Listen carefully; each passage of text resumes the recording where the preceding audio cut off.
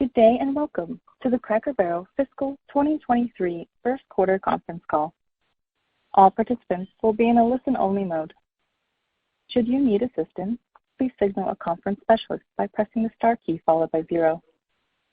After today's presentation, there will be an opportunity to ask questions. To ask a question, you may press star, then 1 on your touch-tone phone. To withdraw your question, please press star, then 2. Please note, this event is being recorded. I would now like to turn the conference over to Caleb Yohannes, Vice President of Investor Relations. Please go ahead. Thank you. Good morning, and welcome to Cracker Barrel's First Quarter Fiscal 2023 Conference Call and Webcast. This morning, we issued a press release announcing our first quarter results. In this press release and on this call, we will refer to non-GAAP financial measures for the first quarter ended October 28, 2022.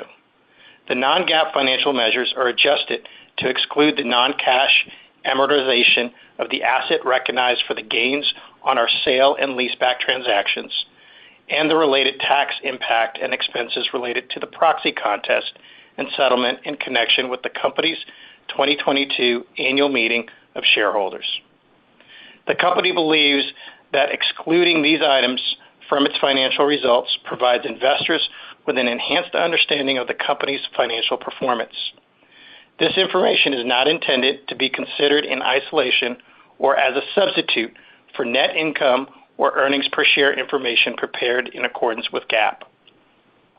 The last pages of the press release include reconciliations from the non-GAAP information to the GAAP financials. On the call with me this morning are Cracker Barrel's President and CEO, Sandy Cochran, Senior Vice President and CFO, Craig Pommells, and Senior Vice President and CMO, Jen Tate. Sandy and Craig will provide a review of the business, financials, and outlook. We will then open up the call for questions for Sandy, Craig, and Jen. On this call, statements may be made by management of their beliefs and expectations regarding the company's future operating results or expected future events. These are known as forward-looking statements, which involve risks and uncertainties that in many cases are beyond management's control and may cause actual results to differ materially from expectations. We caution our listeners and readers in considering forward-looking statements and information. Many of the factors that could affect results are summarized in the cautionary description of risks and uncertainties found at the end of the press release and are described in detail in our reports that we file or furnish with the SEC. Finally, the information shared on this call is valid as of today's date, and the company undertakes no obligation to update it except as may be required under applicable law. I'll now turn the call over to Cracker Barrel's President and CEO, Sandy Cochran. Sandy? Thank you, and good morning, everyone. This morning, we announced total sales growth of 7%. I was pleased with these results, which included comparable store restaurant sales growth of 7.1% and comparable store retail sales growth of 4.3%. Our adjusted operating income margin of 3.6% was also within our expectations and reflected the persistently high inflation that we were anticipating during the quarter. While we believe commodity costs will improve over the balance of the year, inflation across the P&L is taking longer to abate than we had originally expected and continues to pressure margins. Despite the macroeconomic headwinds, our store operations teams are working to deliver a great guest experience. Our menu and retail products are resonating with guests, especially those seeking value, and we're tracking to deliver on our strategic initiatives. I believe these initiatives position us well to navigate the environment and drive improved performance over the rest of the fiscal year and beyond. And now I'd like to speak to some highlights from the first quarter. From a culinary perspective, we saw positive guest response to the breakfast initiative that we launched this summer, and we believe our guests are reacting positively to our strong value proposition and our focus on hospitality. Our build-your-own breakfast category and our strawberry cheesecake pancakes performed well, as did the signature fried chicken platform that we featured in the quarter. Additionally, we saw favorable check mix driven by increased sales of barrel bites, premium sides, desserts, and non-alcoholic beverages, and we're happy with the growth that we're seeing with beer and wine. Our retail teams again delivered strong results, especially considering the performance we were lapping in the prior year. We saw growth in our everyday business and in our decor and apparel and accessories categories, and our seasonal themes such as harvest and Halloween performed particularly well. During the quarter, we continued to make progress on key initiatives, and we remain focused on hospitality and the guest experience, and I was pleased that we sustained our improvements to our dine-in guest metrics.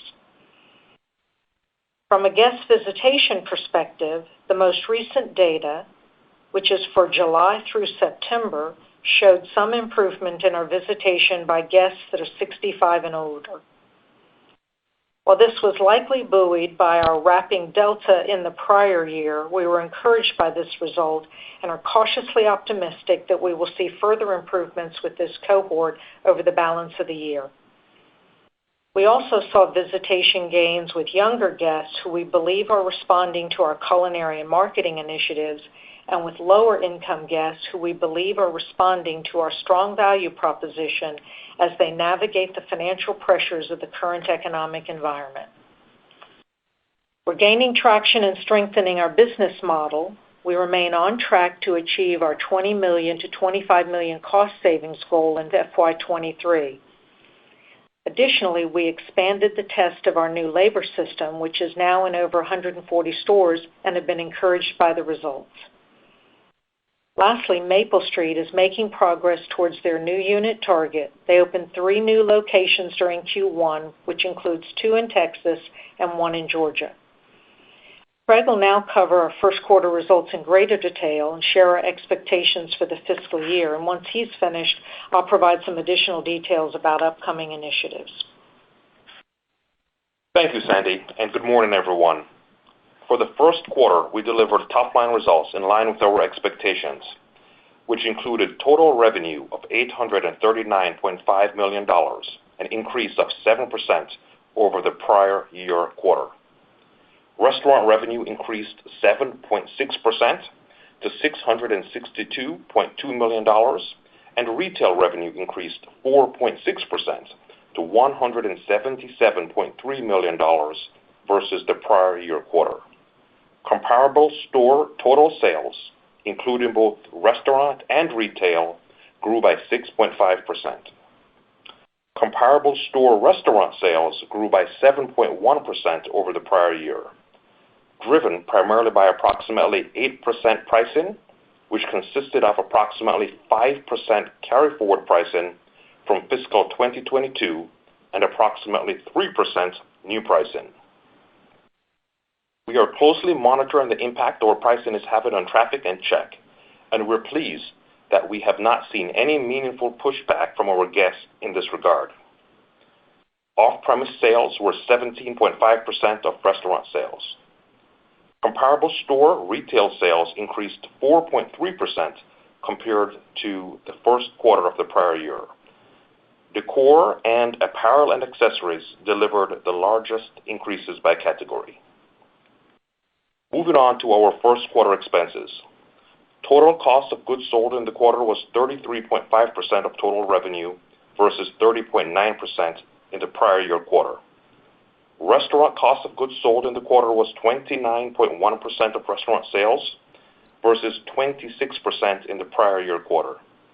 This 310 basis point increase was primarily driven by commodity inflation of 16.7% and elevated freight costs, partially offset by pricing.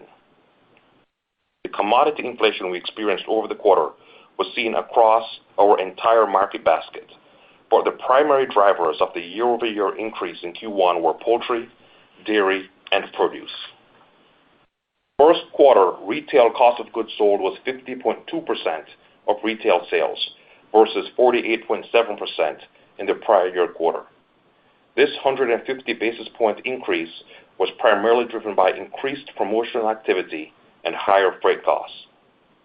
Our inventories at quarter end were $231 million compared to $160 million in the prior year, which, as a reminder, were below historical levels. In addition to comping over a lower base, most of this year-over-year increase was in our retail inventories and was driven by several intentional actions on our part, including our investment in merchandise to support higher planned sales, especially in our everyday categories and Christmas themes, and our acceleration of purchasing in certain areas to mitigate supply chain challenges and to ensure on-time delivery. With regard to labor cost, our first quarter labor and related expenses were 34.8% of revenue versus 35% in the prior year quarter, a decrease of 20 basis points. Wage inflation for the quarter was 8%. Finally, adjusted other operating expenses were 23.1% of revenue versus 23% in the prior year quarter, and our adjusted general and administrative expenses in the first quarter were 5.1% of revenue versus 5.2% in the prior year quarter. All of this culminated in GAAP operating income of $23.6 million. Adjusted for the non-cash amortization of the asset recognized from the gains on the sale and leaseback transactions and expenses related to the proxy contest and settlement, adjusted operating income for the quarter was $30 million, or 3.6% of revenue. Net interest expense for the quarter was $3.5 million, compared to net interest expense of $2.6 million in the prior quarter. This increase is the result of higher interest rates and a higher level of borrowing. Our GAAP effective tax rate for the first quarter was 14.7%. First quarter GAAP earnings per diluted share were 77 cents, and adjusted earnings per diluted share were 99 cents. In the first quarter, adjusted EBITDA was $54.8 million, or 6.5% of total revenue. Turning to capital allocation and our balance sheet. We remain committed to a balanced approach to capital allocation. Our first priority remains invested in the growth of Cracker Barrel and Maple Street. Beyond that, we plan to return capital to our shareholders while maintaining appropriate flexibility and a conservative balance sheet. In the first quarter, we invested $21.6 million in capital expenditures, primarily on maintenance of existing stores, and we returned $42 million to shareholders in the first quarter through a combination of dividends and share repurchases. Lastly, we ended the quarter with $484 million in total debt. For the full year, we expect our leverage ratio will be within our target range of 1.3 times to 1.7 times. With respect to our fiscal 2023 outlook, I would like to provide some additional color on the guidance provided in this morning's release. Everyone should be mindful of the risks and uncertainties associated with this outlook, as described in today's earnings release and in our reports filed with the SEC.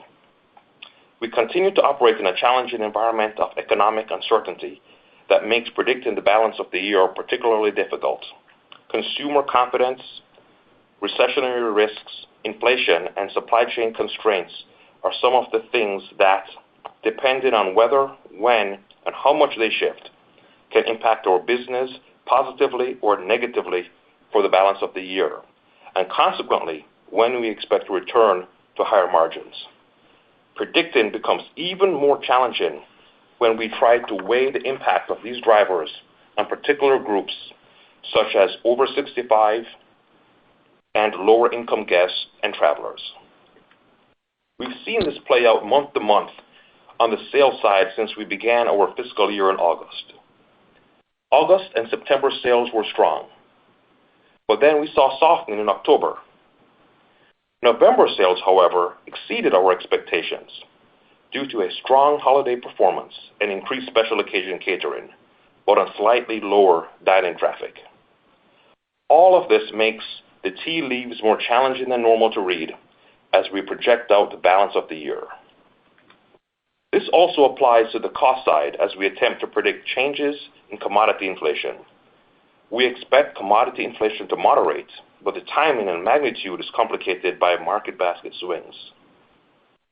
For example, lower chicken and pork prices may be offset by higher than anticipated increases in eggs, dairy, and produce. Turning to the numbers, we currently expect total FY23 revenue growth over the prior year of 6 to 8%. In addition to anticipated favorable comparable store total sales growth, this assumes the opening of 3 to 4 new Cracker Barrel locations and the opening of 15 to 20 new Maple Street locations. Comparable store sales growth is expected to be primarily driven by approximately 8% total annual pricing. We remain prudent and thoughtful in our approach to pricing and are utilizing multiple approaches to monitor guest reactions to price increases, including pricing holdback groups, first and third-party guest surveys, and monitoring pricing flow-through. We now anticipate commodity inflation of approximately 8 to 9% for the fiscal year, with low double-digit inflation in Q2, mid-single-digit inflation in Q3, and slight deflation in Q4. We now expect wage inflation of approximately 5 to 6% for the fiscal year. We believe wage inflation peaked in Q1 and anticipate lower inflation rates for the remainder of the year. As I said earlier, we continue to expect to deliver between $20 million to $25 million in cost savings during this fiscal year, ending the year with an annualized run rate savings of approximately $30 million from the work we've done over the last several quarters. As a reminder, we anticipate restaurant COGS and labor and related to each deliver just under 40% of the annualized savings, with much of the remaining 20% being realized in other operating expenses. In addition to the above assumptions for revenue growth, commodity and wage inflation, and cost savings, our operating income margin expectation contemplates the following assumptions: continued inflation pressures in other areas of the P&L, most notably supplies, utilities, and maintenance, moderation in retail margin compared to the prior year near historic high, and incentive compensation normalization, which will have a meaningful impact on G&A in Q3 and Q4. We continue to believe what we said last quarter, that our costs will gradually improve as we move to the back half of the fiscal year. But the timing has shifted out a bit so that the benefits of the back half are likely more heavily weighted to Q4. As a result, we anticipate that our second quarter adjusted operating income margin will be meaningfully below the prior year quarter. However, we expect our operating income margin rate will improve in the back half of the year as commodity inflation moderates and our cost savings initiatives gain further traction. As a result, we anticipate our Q4 operating income margin will be well above the first quarter we just reported. Taking all of this into account, we expect full-year adjusted operating income margin to be in the high 4% range. We also believe there is upside in our operating income expectation if there were to be further moderation in the commodity environment, and potential downside if there were to be deterioration of the consumer environment or if inflation fails to moderate or further increases. Lastly, we anticipate that capital expenditures for the year will be approximately $125 million, including new store investments of roughly $30 million. I'll now turn the call back over to Sandy so that she may share additional details around the business plans and outlook for fiscal 2023. As Craig outlined, the current environment is challenging to navigate and to predict, especially with regard to inflation and recessionary uncertainty. Despite this, we remain confident in our plans and believe we will see improved performance later in the fiscal year. Now I'd like to speak to some of the Q2 highlights. As a reminder, our second quarter is an especially important quarter for us due to seasonally higher volumes, and this is particularly true for our off-premise business. As Craig mentioned, we're generally pleased with our performance in November. We again saw strong demand for our Thanksgiving Heat and Serve offerings, which continue to resonate with guests that are looking to provide a delicious, convenient, home-cooked meal at a strong value for their family and friends, and we're looking forward to Christmas. As you may recall, one of our goals for the fiscal year was to grow our catering business 25% to $100 million. The enhancements to our catering offerings and optimized marketing support have driven meaningful growth within this channel, and we're on track to achieve our growth target. Given the prevailing environment, we believe preserving our value leadership is of critical importance and will be leaning further into value messaging in the upcoming months. From a pricing perspective, as Craig emphasized, we remain thoughtful with how we're taking pricing and are being mindful to preserve the value sections of our menu and to maintain attractive entry price points. We believe we're striking an appropriate balance of protecting margins and preserving our value strength, and we're closely monitoring guest reaction. Continue to invest in technology to enhance the guest experience, and I'm particularly excited about our completely new app that we launched at the beginning of November, which greatly improves the user experience and reduces friction to make ordering and reordering much easier. In addition to enhancing the guest experience, the new app also lays the foundation for our loyalty program, which we plan to launch during the fourth quarter. Regarding retail, we've generally been pleased with our Christmas theme performance, and our overall results quarter to date have been within expectations. However, we continue to monitor the retail environment in the face of potential macroeconomic headwinds and aggressive discounting. And while we believe our unique offerings at strong price points resonate with guests and benefits our retail business, we expect our promotional activity will be higher than the prior year, even though it's still well below historical levels. In conclusion, we delivered Q1 results that were within expectations, and we're making great progress in our initiatives. We remain confident in our strategy and encouraged by our start to Q2. We continue to face headwinds, especially from inflation, but expect to see significant improvements to our performance in the latter portion of the fiscal year as our initiatives gain further traction and the external environment becomes more favorable. Before wrapping up, we're happy to announce that Bill Morton has joined our board of directors. Many of you are likely already familiar with Bill, who's a well-known leader in the restaurant space, most notably with Panera Bread Company, where he served in a variety of senior executive positions over several tenures, including CEO, CFO, and executive vice chairman. Like Jody Bilney, who recently joined our board, we've known Bill for several years and have great respect for him. Our entire board and management team are looking forward to working with him and with Jody as we tackle the opportunities ahead of us. Lastly, I'd like to thank our employees for their continued resilience and their dedication to our brand and our guests. Thank you. And with that, I'll turn the call over to the operator for your questions. We will now begin the question and answer session. To ask a question, you may press star, then 1 on your touch-tone phone. If you are using a speakerphone, please pick up your handset before pressing the keys. If at any time your question has been addressed and you would like to withdraw your question, please press star, then 2. At this time, we will pause momentarily to assemble our roster. The first question today comes from Todd Brooks with Benchmark.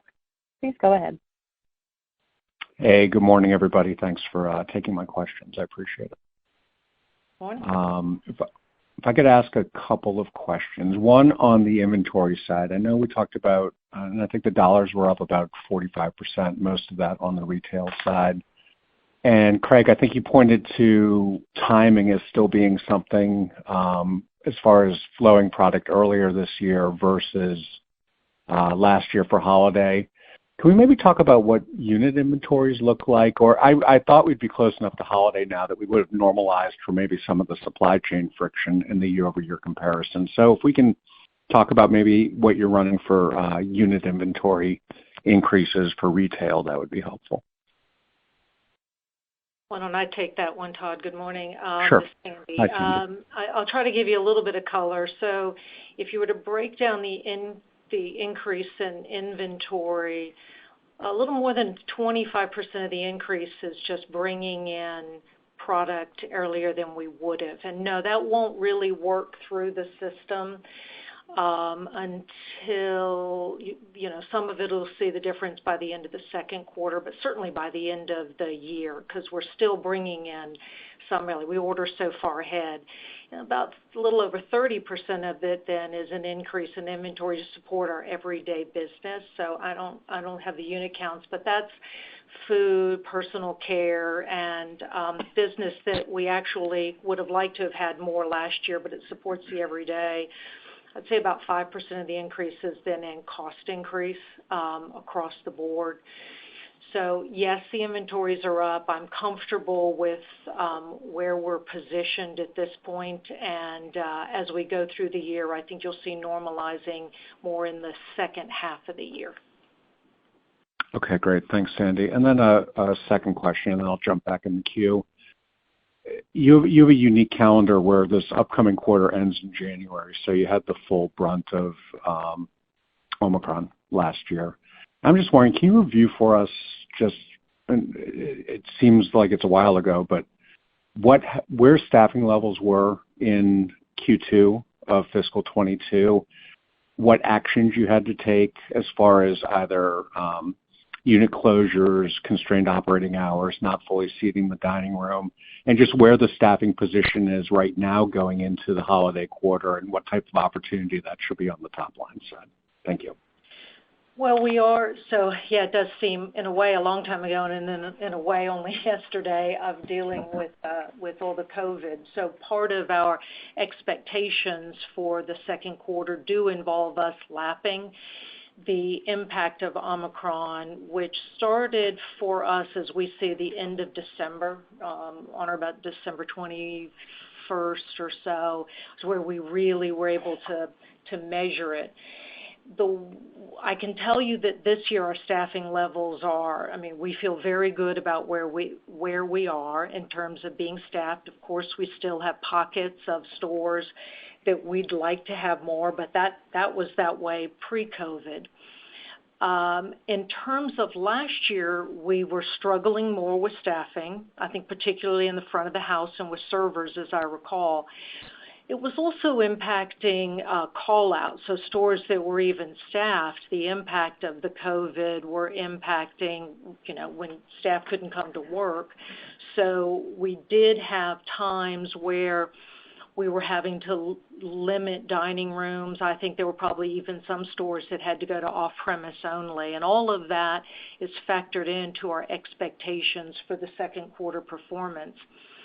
I know probably at some point Jen will speak to our 65-year-old guest visitation. We do think that disproportionately hurt us last year, since we think that guest was even more sensitive to the COVID concerns. And so one of the reasons we're looking forward to those guests coming back during the second quarter. Okay, and one quick follow-up just on that last point. If I look at the change in the annual revenue guidance, kind of taking the low end down to up 6% from up 7% prior, you're coming off a quarter that was in line with expectations. You spoke to potentially returning strength in that 65-plus customer. Why are we dropping the low end of the guidance from where we were revenue-wise at the end of the fiscal year? Thanks. It's a great, it's a very good question. The underlying reason is volatility. So what we've seen so far this fiscal year that started in August is a really strong start to the year. August, September particularly strong, October softened, and November has been doing better than our expectations. So in aggregate, we're feeling confident in our top line estimates, but at the same time, the range of performance has increased. And I think that's a function of just the news that folks are getting and what they're experiencing in their pocketbooks. And, gas prices has been moving around, generally down. but the news about what's happening in the grocery stores and so on is just causing a greater level of volatility in results. So as a result, we think the range is a little bit broader, even though we continue to believe in our overall expectation. Okay, that's helpful. Thanks, Craig. The next question comes from Jake Bartlett with Truist Securities. Please go ahead. Great. Thanks for taking the question. My first one was just a clarification of November, and Craig, in the context of that volatility. I'm wondering whether November outside of Thanksgiving, how that looked. I mean, I'm just wondering whether November was solid because of Thanksgiving, and maybe the rest was a little more wobbly. If any detail there would be helpful. Absolutely, Jake. Good question. So what we saw with November, and I'll go back to the entire first quarter. August, September, very strong. October softened. And within November, we did have really good performance as it relates to our holiday business, our catering business. Our dining business was a little bit softer than expectation, but it had improved from the prior month. So again, this kind of goes to the overall theme of volatility. In aggregate, we're feeling confident in the overall top line, but there is movement underneath that. So in aggregate, for dine-in, it's still a little bit below expectations, but it had improved from the prior period. Great. And then I had a question just in terms of that kind of the matures and the boomers and that higher age cohort improving a little bit. Just noting that the Social Security adjustment, I think being up 8.7% in 23. How much of a benefit do you think that could be for Cracker Barrel? And maybe in the answer to that, I'm hoping you can give us a update on what percentage of sales that older cohort accounts for. My impression was about 50% just historically, but if you could just confirm or deny that'd be great. Hey, Jake, it's Jen. I would say in general, our 65-plus guests, in spite of things like that Social Security increase, are still, we're seeing all-time lows or near all-time lows with their sentiment. And I think that with pressure in terms of food, gas, and rent, and all of that being up, significantly more, right? Food inflation in the grocery store is up 20%, and gas prices, although they're low today, it's been incredibly volatile, up, down, and so their sentiment is very negative. Their outlook for the future, their financial insecurity is very high. So I think, even though we have seen some improvement in our trend with our 65-plus guests, there is still, quite a bit of recovery left for us with that group. I'm not going to get into the exact percentages, but you're way off, right? It's not quite that high. Yeah, it's not quite that high. It's not quite that high, and it has come down. I think the group we're seeing the most increase with is the younger generation. So for the last several quarters, we've seen an increase in frequency with younger guests, in particular with the 18 to 34-year-olds. And we think that is really in part due to the strategic initiatives we've been undertaking, whether that is the culinary and beverage news, the increased focus on targeted digital marketing, or the technology, enhancements that we've done for them. We're seeing a sustained improvement with that group as well. Great. Yeah, the math I think was very, a number of years ago you talked about, or kind of in a presentation, about a third of the traffic coming from those, and then I believe they were higher frequency. So that's where I got that number, but it's great that it's come down.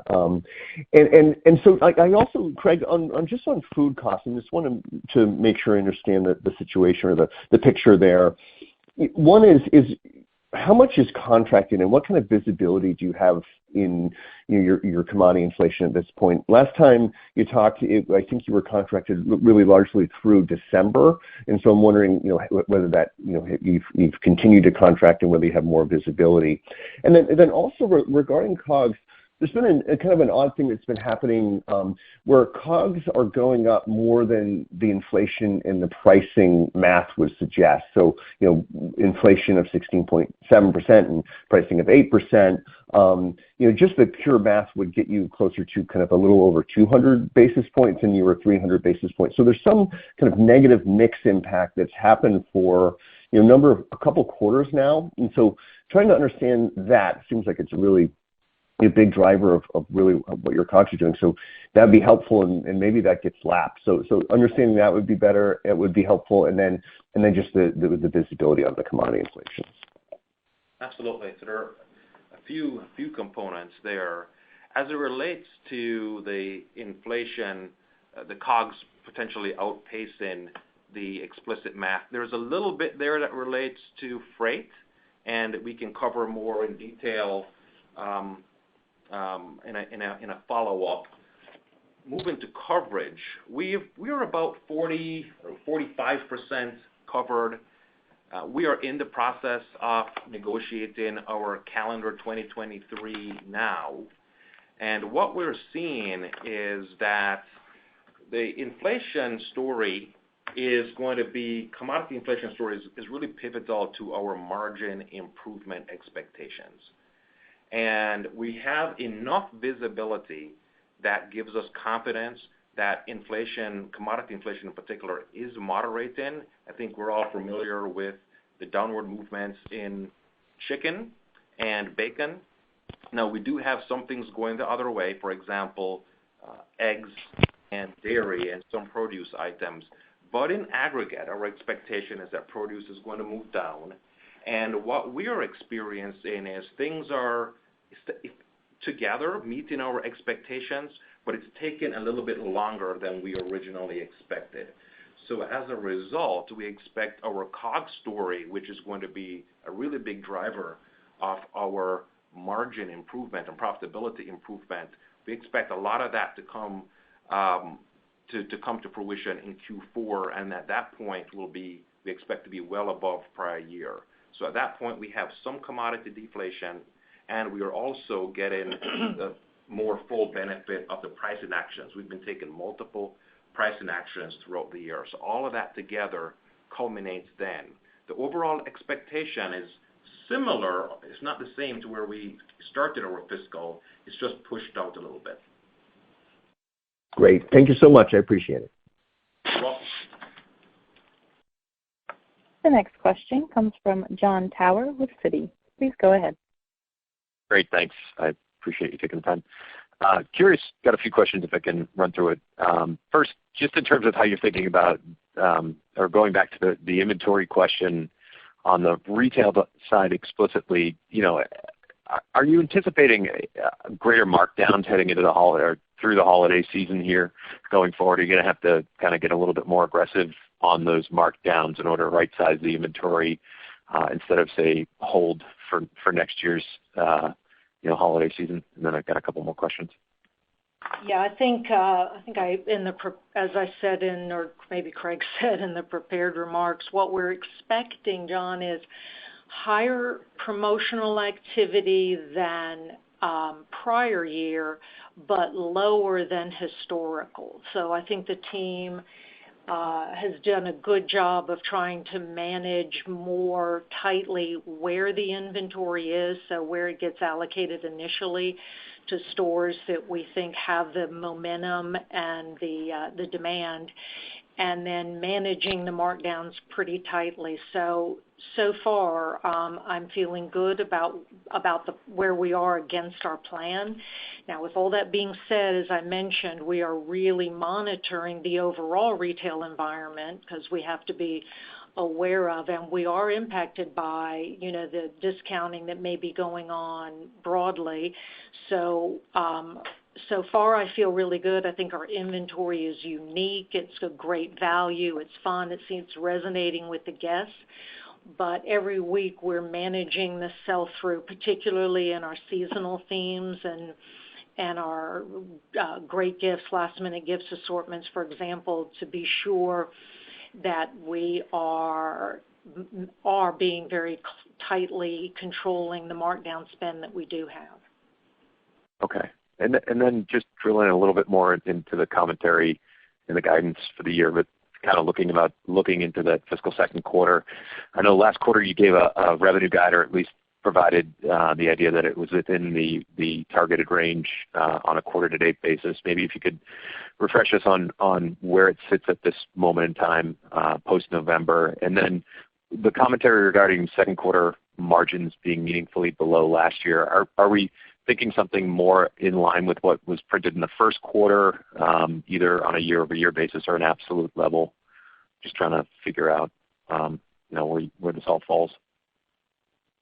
Yeah, without giving the exact number on Q2, I would say first quarter was meaningfully below the prior year, and second quarter, meaningfully below. So both, in terms of order of magnitude, similar explanation there. Okay. And what was the other part of the question, John? The revenue piece we just got into, whether or not it was within the guidance. Yeah, our November performance was in line with our expectations.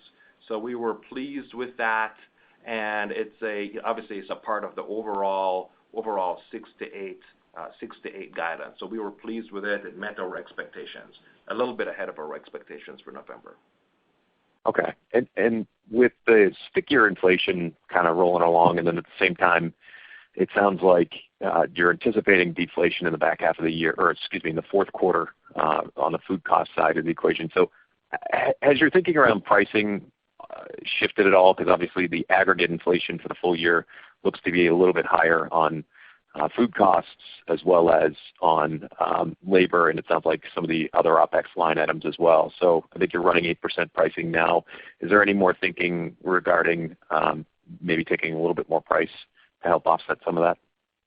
It's an ongoing conversation. I think by our fourth quarter, we will be making up a lot of ground in terms of margins. Again, assuming that everything plays out the way that we think. The approach to price over the years has been we're a value leader. We think that value leadership resonates, in particular in an environment like this.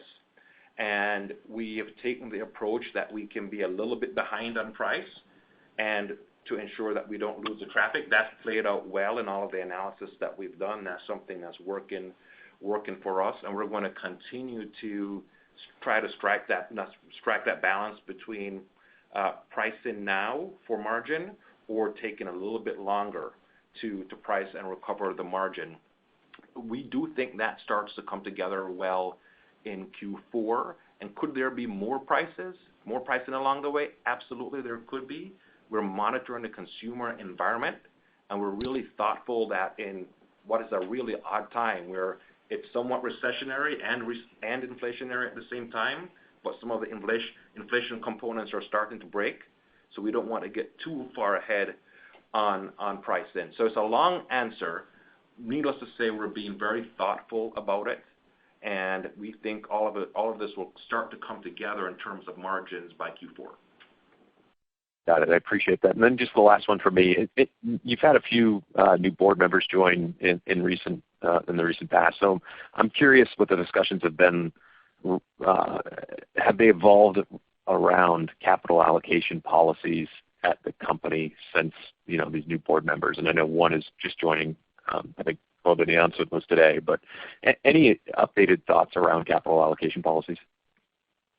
Well, the board continues to discuss capital allocation at every board meeting. And our new board members, first Bill joined today, right? He never been to a meeting. And Jody's first meeting was a week ago or so. So they haven't had an opportunity yet to have much of they're new. I would say the board continues to take a balanced approach that prioritizes first the growth in Cracker Barrel and Maple Street, and then beyond that, we want to return capital to the shareholders through dividends and buybacks, and they are committed to constantly evaluating each of those opportunities and making what they view as the best judgment at the time. Got it. I'm sorry, one last one for me. I apologize. When thinking about G&A for the year, how should we think about from a dollar basis where that should settle out? Now, we haven't provided that level of, guidance. For G&A, I would keep a couple things in mind. G&A has inflation as well, right? As wages and everything works through the P&L. An additional consideration is in Q4, we're expecting our margins to improve considerably.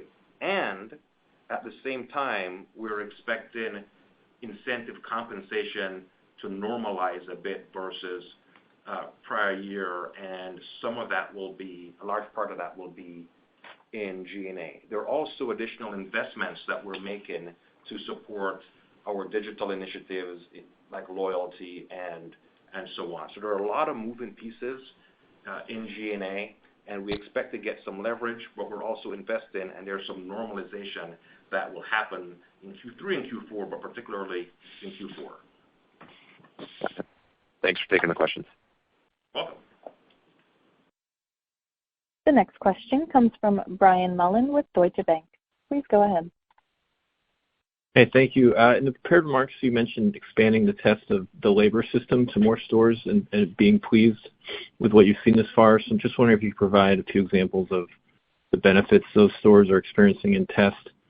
And then if you could just speak to how quickly you could roll that out to the rest of the system if you still expect meaningful savings this fiscal year. Yes, absolutely, Brian. It's a part of our cost save, the $20 to $25 million, and it's embedded in that $30 million run rate for at the end of the year.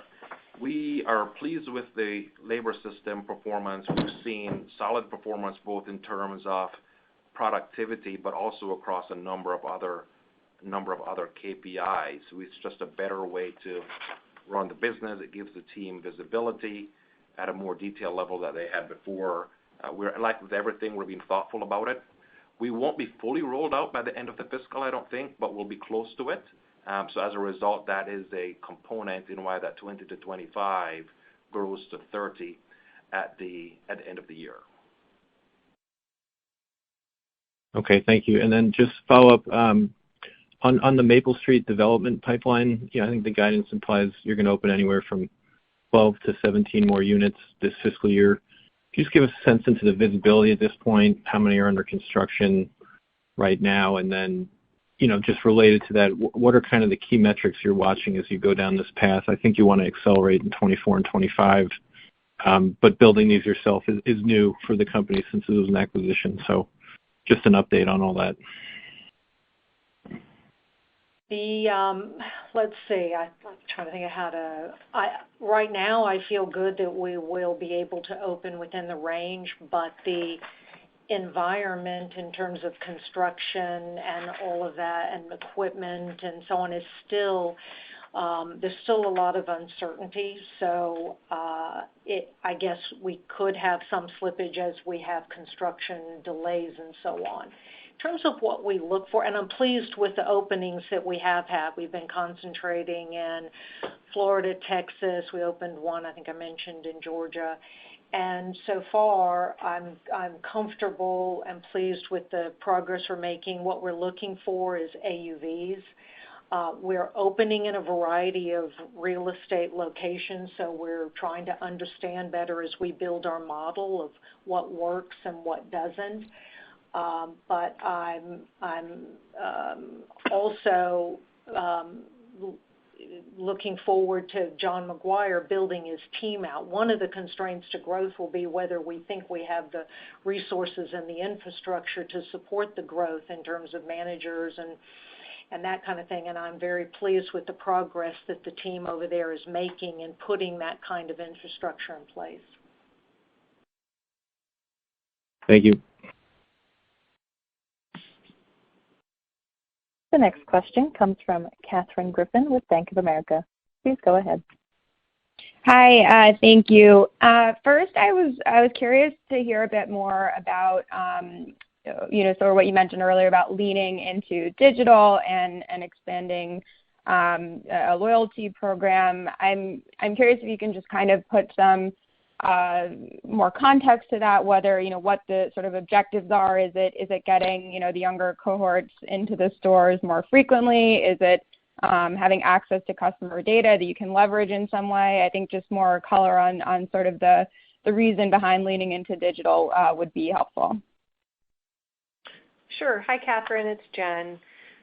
First, I would say this year we've seen really solid results from the increase in targeted digital marketing that we have done amongst our the younger skewing segments. So we've been leveraging the great insights we've had from our segmentation study and enhancing the amount and quality of the targeted digital marketing that we've been doing with those groups, and we're seeing that, I think, pay out as we've grown frequency amongst those groups.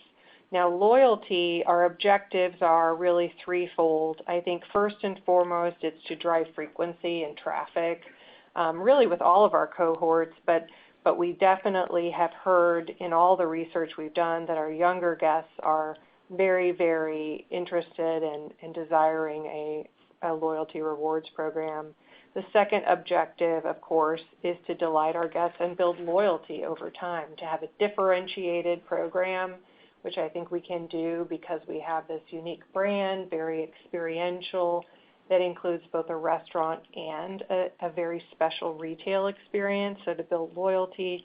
And finally, and maybe even most importantly, just to unlock the power of that data for everything we do, whether that's fueling our innovation pipeline, obviously our marketing and everything we do. So I think that is, those are the objectives of our loyalty program.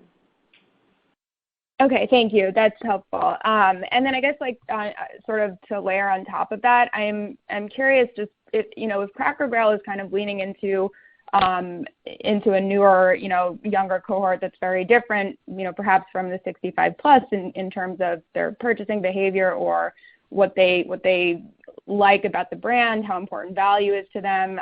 I'm wondering if there's, a case to be made that you could maybe push price a little bit more on that customer base as opposed to your, the 65 plus who's maybe pressured in different ways than a younger customer might be, and sort of how you think about, how important value is to a newer mix of customers. Well, first I'd say whether you're 65 or 25, the things that really attract people to the brand are very similar. They love the experiential nature of the brand. They love our food. They love the welcome. They just love the experiential, part of the brand.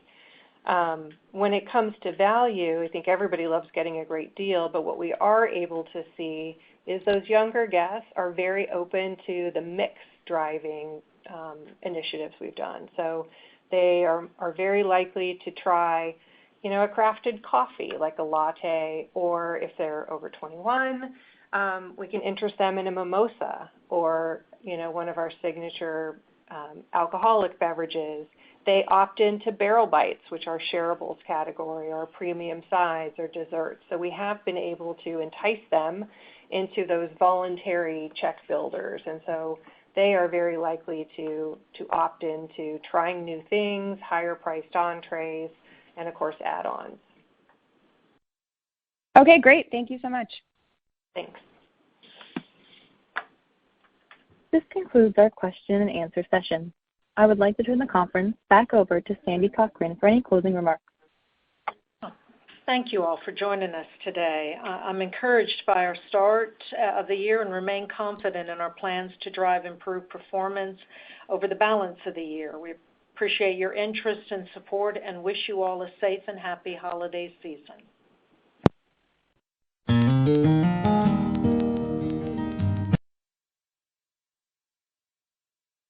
Conference is now concluded. Thank you for attending today's presentation. You may now disconnect.